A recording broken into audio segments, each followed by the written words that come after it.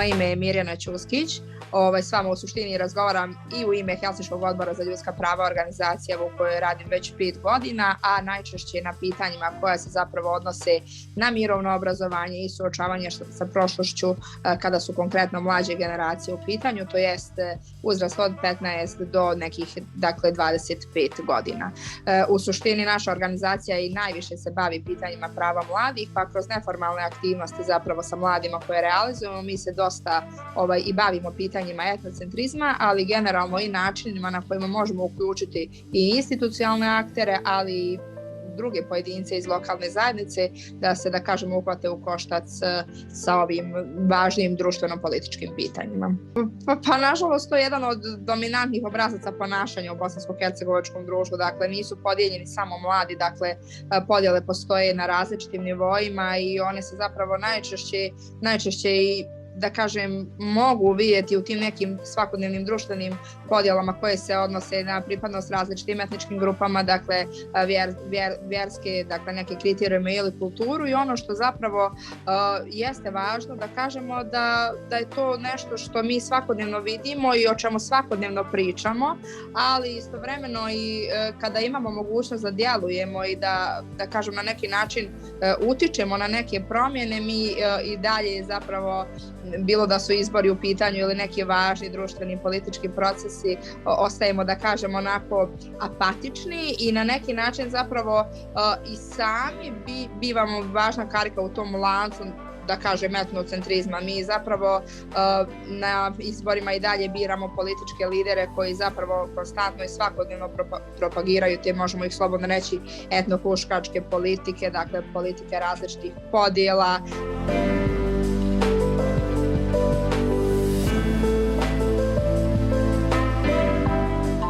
Pa prvo, kada pomenimo obrazovni sistem u Bosni i Hercegovini, svaku osobu koja nije dovoljno upoznata sa samim funkcionisanjem političkog sistema u BiH zaboli glava, zato što mi imamo Ministarstvo obrazovanja na državnom nivou, zatim Ministarstvo obrazovanja na entitetskom nivou, pa potom 10 kantonalnih ministarstva obrazovanja i odjeljenje za obrazovanje u vladi Brčkog distrikta, i to je ono što već izaziva konfuziju svakome ko analizira bilo kakav način funkcionisanja obrazovnog sistema. Ono što je zapravo posebno sporno i problematično jeste, dakle, što sva ova kantonalna ministarstva, dakle, ili generalno ministarstva na entitetskom nivou, dakle, realizuju različite nastavne planove i programe. Mi konstantno imamo, dakle, da kažem, to neko privlačenje određenim zemljama u regionu na taj način da se konstantno priklanjaju zapravo, da kažem, institucionalno, da kažem, svojim etničkim grupama. A kada je konkretno obrazovanje u BiH u pitanju na samom terenu i u praksi, mi zapravo tu možemo taj zapravo etnocentrizam i prepoznati u postojanju još uvijek 2 škole pod jednim krovom, iako, dakle, mladi zapravo konstantno zahtijevaju i iniciraju da zapravo te diskriminatorske prakse, da kažem, školovanja na neki način budu ukinute ili barem da se pronađu alternativni načini školovanja. I dakle, ono što je još posebno sporno jeste što vidimo kad radimo sa mladima, dokle god su mladi izolovani iz svojih lokalnih zajednica i skupljeni, da kažemo, u jedan krug zajedno mogu da slušaju nešto više o ovim temama na neki objektivni način, gdje zapravo im to prezentuju, dakle, edukatori koji imaju iskustva sa ovim temama, a ne njihovi profesori, nastavnici ili roditelji. Dokle na neki način može da se vidi da kod mladih postoji razumijevanje koliko je zapravo etnocentrizam loš generalno za, da kažem, tu zapravo tranziciju našeg društva, ali kad se mladi potom vrate u svoje lokalne zajednice, to je neki opšti trend koji smo primijetili, pošto evo ja konkretno pratim ih na različitim profilima, njihovim nalozima, Instagram, Facebook i slično. Kad se mladi vrate u svoje lokalne zajednice, onda oni ponovo, da kažem, propagiraju te narative koji su njima servirani. I onda je zapravo tu otvoreno jedno pitanje da li i mi kao organizacije koje radimo sa mladima u tom pravcu neformalnog mirovnog obrazovanja na dobar način radimo i da li postoji prostora da se mi na neki način ozbiljnije uhvatimo u koštac sa izazovima koje oni imaju u svojim lokalnim zajednicama i zapravo zašto su institucije toliko, da kažem, toliko značajno uticajnije u mobilisanju mladih kada su te teme u pitanju, zašto su toliko zapravo ti narativi koji se propagiraju u lokalnim zajednicama jači od onog što radi civilno društvo. U Bijeljini ne postoji otvoreni društveni konflikt između pripadnika različitih nacionalnih manjina, pa tako i zapravo, to je različitih nacionalnih, da kažem, etničkih grupa. Zapravo moram reći da iako ne postoji ili nisu evidentirani, ne znači da ih nema. Dakle, dešavalo se da imamo određene slučajeve diskriminacije nekih pripadnika učenika nacionalnih manjina, ali zapravo to nije procesuirano na način da bi se adekvatno institucije bavile time. To je nešto što mi saznajemo iz nekih naših, da kažem, lokalnih krugova i čime se ne bavi niko na neki, da kažem, efikasan način. Evo konkretno slučajevi Doboja i Doboja Istoka, gdje su te zajednice poprilično geografski, da kažem, blizu, dakle bliske su, ali ovako, da kažem, sa te neke druge strane nacionalno su izuzetno udaljene i onda se dešavalo da mladi dijeli da zapravo bez obzira na to što je razlika u nekih 10 kilometara između lokalnih tih zajednica, da se nikad nije desilo da su išli na neke utakmice koje se organizuju u ovom ili onom gradu. Dakle, to je u principu neki trend koji je opšte prisutan, tako da ne mogu reći da se Bijeljina nešto u tom smislu posebno razlikuje od drugih lokalnih zajednica ni na području Republike Srpske ni na području Federacije. Ono što jeste činjenica jeste da u projektima koje mi radimo škole, evo i u našem gradu, ali i u drugim gradovima sa područja Republike Srpske teže ulaze, dakle teže učestvuju zbog tih proceduralnih razloga i zapravo neophodne saglasnosti Ministarstva prosvjete, a imali smo nažalost takva iskustva da ukoliko uputimo dopis u kom se pominje multikulturalnost, interkulturalnost i bilo šta što je vezano za te teme, dakle Ministarstvo odbija da dozvoli školama da učestvuju u takvim projektima, ali opet s druge strane moram reći da i u svim lokalnim zajednicama u kojima smo radili, pa i na području Republike Srpske, dakle postoji i direktori škola i profesori koji nalaze, da kažem, neke alternativne načine učešća mladih u našim aktivnostima jer prepoznaju to izuzetno važnim.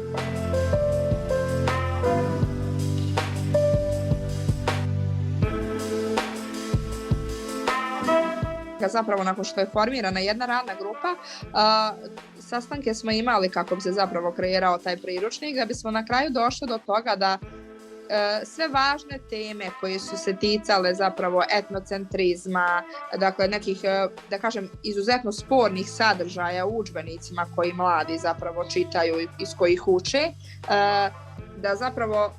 predstavnici odbijaju da se, da kažem, takvi sadržaj izmijene ili da se pominju u ovom ili onom kontekstu. Dakle, tako da je poprilično pesimistično očekivati od predstavnika ministarstava, iako bi oni zapravo, većina njih su državni službenici, da kažem, trebalo da budu ograđeni od različitih političkih opcija i mišljenja. Pesimistično je očekivati da su oni ti koji će zapravo da doprinesu nekim promjenama. Nisu nužno nekad ni predstavnici ministarstava zapravo sami, da kažem, krivi što je to nemoguće. Neki od njih zapravo imaju dobru volju da rade na tim temama etnocentrizma i da se bave time konkretnije institucionalnim rješavanjem tih pitanja. Međutim, da kažem, generalno strukture koje oblikuju, da kažem, oblast obrazovanja ne dozvoljavaju takav način djelovanja. Sami učenici koji zapravo u svakodnevnom životu na lokalnom nivou čine neke male korake, pa bilo da je to i učešće u ovakvim projektima ili zapravo insistiranje njih samih da im neko dozvoli da učestvuju u tome. Imali smo i takve slučajeve gdje se učenici otvoreno pobunili i tražili zapravo da imaju priliku otputovati ili upoznati mlade iz drugih lokalnih zajednica koji nisu iz njihovog entiteta ili kantona. Tako da mislim da tu leži ključ u tome, jer dugo godina već se daje dosta novca za koje kakve reforme i pravosuđa i obrazovanja, ne vidimo neke konkretne bolje pomake. Tako da je u principu jako važno možda zapravo raditi i na senzibilizaciji djece, ali zapravo nastavnika i profesora sa kojima njima rade, evo kad je konkretno obrazovanje u pitanju, i možda na zapravo ohrabrivanju i nastavnika i profesora da kažem, primjenjuju neke inovativnije, neke multiparticipativne, ako ih mogu tako nazvati, sadržaje, da ukoliko ih ako mogu izbjeći zapravo da se na takav način koji je zapravo serviran u udžbenicima bave tim temama.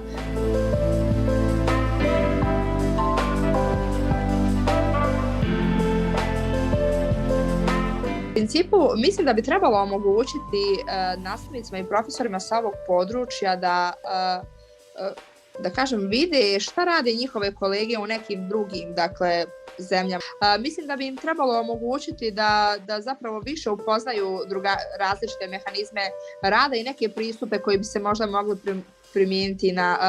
Bosnu i Hercegovinu. Ja ne mislim da tim ljudima trebaju neke posebne kompetencije ili znanja. Vjerujem da su oni već nekako svjesni, imaju drugačije rezone nego većina ljudi, ali mislim da im treba ohrabrenje i podrška, jer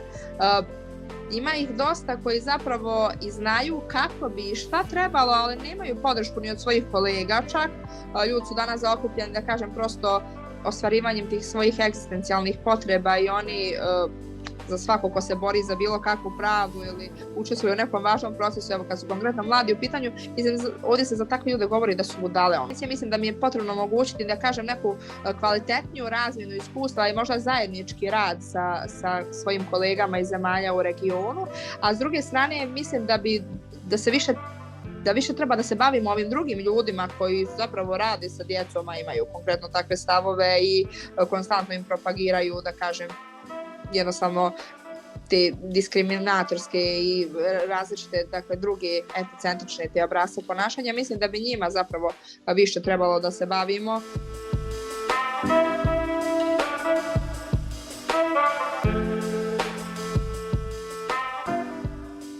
Mislim da bi izuzetno značajno bilo povezati organizacije, ali zapravo i škole i profesore koji su se do sada istakli kao mogu slobodno reći, da kažem, slobodni za tu neku vrstu saradnje i sa drugim i drugačijima i na neki način da od zapravo svih tih iskustava prikupljenih se mogu kreirati važne, da kažem, zajedničke inicijative koje će zapravo na području Zapadnog Balkana konkretno pokazati mladima koliko je važno da oni jesu najvažnija pokretačka snaga, pa mislim da je i najvažnije zapravo osposobiti i te profesore i nastavnike, ali i civilno društvo da se zapravo na neki način adekvatno uključuju u rješavanje ovih tema, jer evo taj prostor Zapadnog Balkana je poprilično izazovan i za neke druge, da kažem, ljude sa strane koji posmatraju ovu priču kao jako komplikovanom, tako da mislim da samo to neko uvezivanje možda može doprinijeti nekom efikasnijem rješenju i na kraju krajeva suzbijanju etnocentrizma, pošto ga od svakoj od tih zemalja zapravo, da kažem, ima i napretek.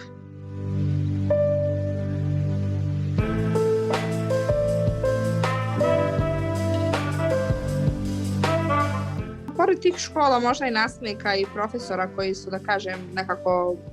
koji inspirišu mlade, to su isto tako i mladi ljudi koji su, dakle, uspješni, ali su iz ove zemlje otišli upravo zbog, da kažem, takvog lošeg, da kažem, položaja ili statusa koji su imali upravo zbog ovakvih politika, ali istovremeno, evo, u zadnje vrijeme čujem da ima mladih koji se vraćaju, dakle, koji su i otišli u strane zemlje, ali i vraćaju se ovdje, pa mislim da bi i oni možda bili neka, da kažem, korisna pokretačka snaga i to njihovo iskustvo za mlade koji žive u lokalnim zajednicama. Mladi kad se vrate u svoje lokalne zajednice i dalje zapravo budu pod pritiskom tih, da kažem, nekih tradicionalnih porodičnih vrijednosti koje su sve samo ne porodične ili da kažem demokratske vrijednosti, tako da mislim da bi posebno pažnju u tom nekom procesu suzbijanja etnocentrizma potrebno bilo posvetiti roditeljima mladih tih nekih starosnih skupina, dakle koji su izuzetno važan stepen utjecaja imaju, da kažem, na svoju djecu ili generalno na okruženje upravo takvim pričama koje im prezentuju, različitim pričama iz rata. Uvijek nekako imam utisak da kritikujemo te institucije, ali zaista u svakodnevnom životu ne vidimo ništa evidentno dobro što oni nažalost rade. Postoje neke aktivnosti, ali koje se zapravo ne tiču se važnih procesa kao što je ova. Ja zaista ne mislim da će institucije na bilo koji način moći, da kažem, objektivno i transparentno doprinijeti suzbijanju etnocentrizma, jer to uopšte ne smatraju, ne gledaju ga pitanjem kao što ga mi gledamo. Zapravo oni latentno vide kao alat koji mogu manipulisati mladim ljudima i generalno drugim ljudima u lokalnim zajednicama, jer na taj način zapravo skreću pažnju sa svih važnih ekonomskih i političkih pitanja.